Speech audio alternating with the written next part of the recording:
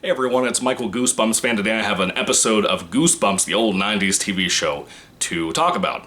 And this is an adaptation of a book from Season 3. This is a Season 3 to 4 DVD bootleg thing that I accidentally bought and was not knowing that it was going to be an illegal bootleg copy. Anyway, I have that now, as I talked about a while back. This episode is Say Cheese and Die Again. And it's well known as one of the worst books a lot of the time. I didn't mind it. I have low standards when it comes to books and movies and TV episodes, adaptations of Goosebumps books and all that other stuff. So I didn't mind it as much as many other people do. I understand why a lot of people hate it. I did not hate it by any means. So Say Cheese and Die Again came out, it's Season 3, Episode 18, by the way. It came out on February 28th, 1998. Season 3, like I said. So almost closing into the end of Goosebumps. This is kind of one of the warning sign episodes that Goosebumps was not in a good area at this point. Between the books not selling as well because Harry Potter was enormous at this point towards the end of the 90s, kind of taking over everything. Not only that, but just the fact that Goosebumps had been out for so long, to this point. I think there was 44 books at this point. I think this is the 44th book that was then adapted. By this time that this particular episode came out, I think there was already like close to 62, if not already 62. Say Cheese and Die Again. The first episode starred Ryan Gosling, this one does not. It's kind of a sad shame. Very much like the book issue that I talked about with Say Cheese and Die Again in my book review for that. The issue that I find is that this has the same problem that that the books had. This episode is more goofy, silly, cartoonish in a lot of ways compared to the first episode, or in this case, well, in a lot of the cases, like I talked about earlier, the first book being more dark and serious and kind of spooky. But I will say the benefit for this episode, and kind of the benefit for the old book that this episode's based on anyway, a little bit of the benefit is that this is a Goosebumps thing. If anybody else had done this that had not been R.L. Stine, it would not have been as watchable or decent, I think. I do not love the episode. I do not hate the episode by any means. I hated it the first time I saw it. And the more I've gotten into Goosebumps over the years, I mean, I've grown up on Goosebumps a little bit, but I'd never seen Say Cheese and Die's episode or the Say Cheese and Die Again episode or anything like that until recently. I actually saw it probably closer to 2 or 3 years ago was the first time I ever saw those two episodes back to back on, I think Netflix, maybe. Somewhere in that ballpark. I'm watching it again for the second time in my life currently, and here we are reviewing it, talking about it. A lot of the book issues are here with this episode. There's a couple of changes from the beginning of the book. It's starting out, of course, with the teacher, Mr. Sauer, or Sayer, whatever his name is supposed to be, that is Ryan Gosling / Greg Banks' teacher. Of course, Ryan Gosling's not in this episode, so we have another kid. His teacher is basically planning on flunking him because he did a report on the whole thing with the camera that happened in the first Say Cheese and Die episode / book / whatever. The teacher doesn't believe him, and rightfully so, and tells him he has to bring in the camera itself to prove that it's evil, and that it predicts the future and all this stuff, or that it causes a future, something like that, to get an A on his report. That's the only chance he has. And Greg is kind of like, okay, well, I'll go get the camera. So Greg sneaks back out into the old abandoned building and goes and gets the camera. Now in the book, it was that he went back, and the house was apparently taken down. It was destroyed. Ran into a kid that's dad had recently bought the property, and he had to get the camera from that kid and basically steal it from him. It was that kid's property technically now.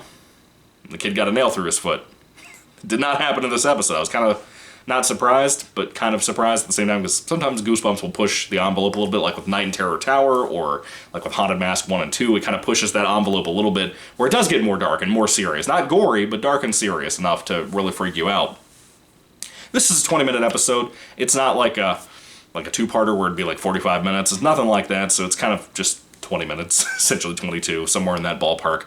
The episode flies by, but again, being Goosebumps, it is very silly in nature. The music and all that add a little bit of a fun kind of attitude to this. It makes it work. It shouldn't work, but it does kind of work, I think, personally. I don't hate it by any means. I think it's actually pretty watchable. I can see why a lot of fans of the TV show and the books would hate this episode and hate the book.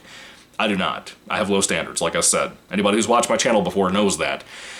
Anyway, there's not really a whole lot to say. Basically, Greg runs into a guy who is just now taking care of the property for the owners of the abandoned building where the camera was originally hidden. Spidey is not around anymore. We know that much.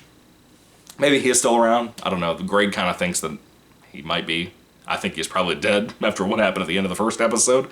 I won't tell you about that, but I'm pretty sure he's probably dead. Well, maybe not. Maybe not. Anyway, I forgot a little twist at the end of the first episode, but anyway, I remembered it just now.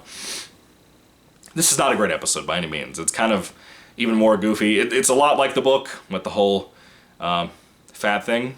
And I only want to leave it at that. I don't want to tell you anything unless you've seen the episode or read the book, because otherwise you don't know what I'm talking about. But it does, if you hate the book because of the fat thing, it's there. It's all over that. Just the constant stupid twist. Again, it's such a disappointment, because the first episode is so great. The first book is so great and so dark and creepy and just gets under your skin. You know, it's something about that first book of Say Cheese and Die is so unnerving. And then that first episode adaptation is so good. Ryan Gosling gives a great performance. It's very dark. The music is everything. The atmosphere is everything. All of it just works so well and culminates in such a good watch. And this is not, by any means. This is pretty lame for the most part. But it is watchable. I don't hate it. Like I said, it's kind of just, it's a little dull. But it's not horrible. It's certainly not horrible. I've seen some worse episodes than this. I'm trying to think of one off the top of my head, but I have seen worse. I know that much. This is not great. My Hairiest Adventure, easily worse than this. Don't Go to Sleep, definitely worse than this. But, you know, I don't really have anything to say about this. I feel like there was somebody else in here, too, that I wanted to bring up. There was something here I want to bring up. How in the world, by the way, does this episode have a 7.4 out of 10 on IMDb? That's, like, higher than The Dark Knight now. Why? Why? Yeah. I don't really have anything else to say about this. It's kind of just whatever. The acting is not as good as the first episode. The kid playing Greg Banks is not as good as in the first episode with Ryan Gosling. It is what it is. I'm excited, though, after I finish watching A Night in Terror Tower. I get to review that after this video, so that'll be kind of cool. I'm kind of excited about that because I love Night in Terror Tower. Anyway, what are your thoughts on Say Cheese and Die Again? Do you love it? Do you hate it? Do you think it's the worst episode ever? Do you think it's the best one? Do you think it's a middle-of-the-road type of thing? What do you think about it? I'd love to hear all your thoughts down below about Say Cheese and Die's book and all that stuff. This episode is kind of... It is what it is. If you're doing a Goosebumps marathon, this is one you'll come to, and I don't think you should skip it. I think it's just kind of a whatever thing. Just like I kind of feel like that with most of the Goosebumps episodes. Not all are home runs, but there are many who are. And I think there's kind of the middle ground ones like this that are just okay, that are worth watching in a marathon. So if I had to rate this one on a 5-star basis, again, don't skip it, but I would recommend giving it I would give it like a 3 out of 5 stars. Kind of a weaker 3 out of 5 stars as a recommendation. But I don't hate this, just like I don't hate the book. I'm like the only person on the planet that feels that way about it, but, you know, what can you do? Anyway, what are your thoughts on Say Cheese and Die Again? Put your thoughts and comments down below once again. It is a little disappointing as an episode and as a sequel, whether it be the book we're talking about or this episode, but, you know, it is what it is. Anyway, thank you for watching. Happy Friday, and I'll have that Night in Terror Tower review for you in a moment, hopefully. God willing, I'll try. God bless you guys. Goodbye.